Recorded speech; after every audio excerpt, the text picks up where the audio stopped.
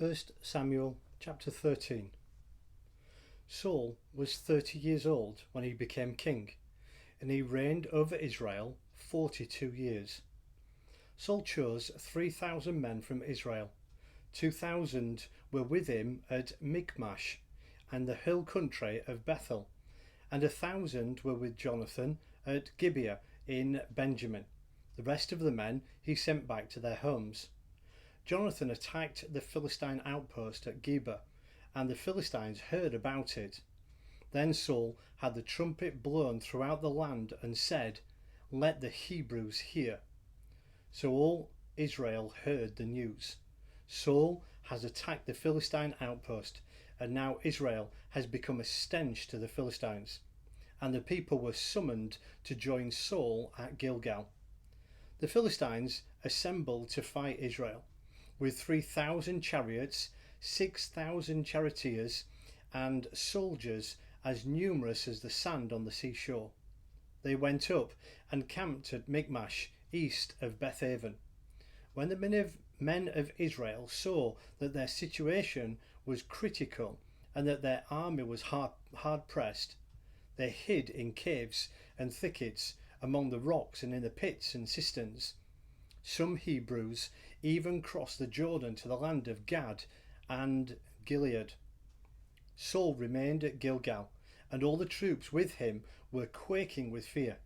He waited 7 days, the time set by Samuel, but Samuel did not come to Gilgal, and Saul's men began to scatter. So he said, "Bring me the burnt offering and fellowship offerings." And Saul offered up the burnt offering. Just as he was finishing making the offering, Samuel arrived, and Saul went out to greet him. "What have you done?" asked Samuel. Saul replied, "When I saw that the men were scattering, and that they did not come at the set time, that you did not come at the set time, and that the Philistines were assembling at Micmash, I thought, now the Philistines will come down against me at Gilgal, and I have not sought the Lord's favour. So I felt compelled to offer the burnt offering." "You acted foolishly," Samuel said. "You have not kept the command the Lord your God gave you. If you had, he would have established your kingdom over Israel for all time. But now your kingdom will not endure. The Lord has sought out a man after his own heart and appointed him leader of his people, because you have not kept the Lord's command." Then Samuel left Gilgal and went up to Gibeah in Benjamin, and Saul counted the men who were with him. They numbered about 600. Saul and his son Jonathan and the men with them were staying at Gibeah in Benjamin, while the Philistines camped at Micmash. Raiding parties went out from the Philistine camp in 3 detachments. One turned towards Ophrah in the vicinity of Shual, another towards Beth Horon, the third toward the borderland overlooking the Valley of Zeboim, facing the desert.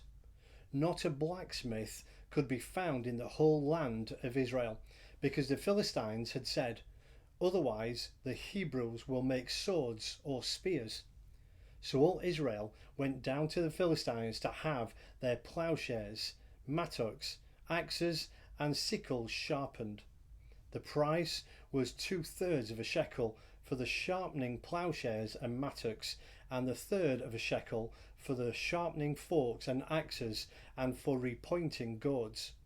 So on the day of the battle, not a soldier with Saul and Jonathan had a sword or spear in his hand. Only Saul and his son Jonathan had them. Now a detachment of Philistines had gone out to the pass at Micmash.